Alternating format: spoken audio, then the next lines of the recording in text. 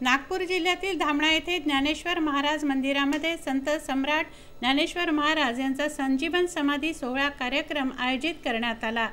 या निमित्त येथे हरिपाठ, भजन, भोपाळ्या, काकडा अशा विविध कार्यक्रमांचं आयोजन करण्यात आलं।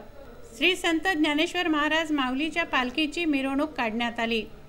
लहान लहान मुलांनी विविध देवांचे राम, लक्ष्मण, हनुमान, ज्ञानेश्वर महाराज यांची वेशभूषा परिधान करून सहभागी झाले। गावात मिरवणूक काढून मुला मुलींनी रंगीबेरंगी कपडे फेटे घातले। रस्त्याची साफसफाई करून रस्त्यावर व घरांसमोर रांगोळ्या काढण्यात आल्या। रांगोळ्यांनी रस्ते सजवून या मिरवणुकीचं स्वागत करण्यात आलं। जागोजागी भाविक भक्तांसाठी अल्पोपहार, सरबताचं वाटप, फळ वाटप करण्यात आलं। हरिभक्त परायण चिंतामण महाराज गुरवे यांनी गोपाल काल्याचं कीर्तन केलं। सायंकाळी महाप्रसादाचं आयोजन करण्यात आलं।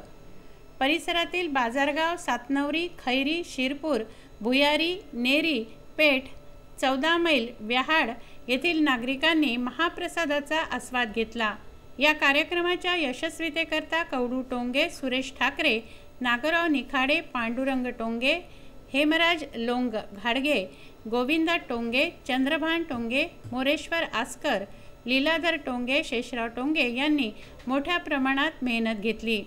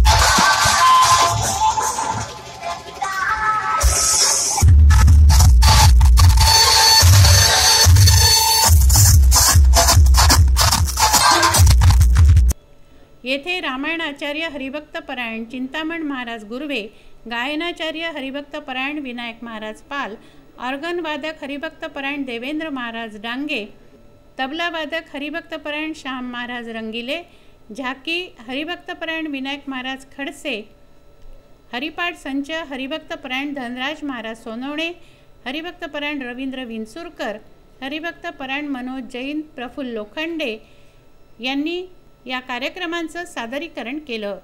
विदर्भ न्यूजसाठी नागपूरहून जितेंद्र उके यांचा हा वृत्तांत।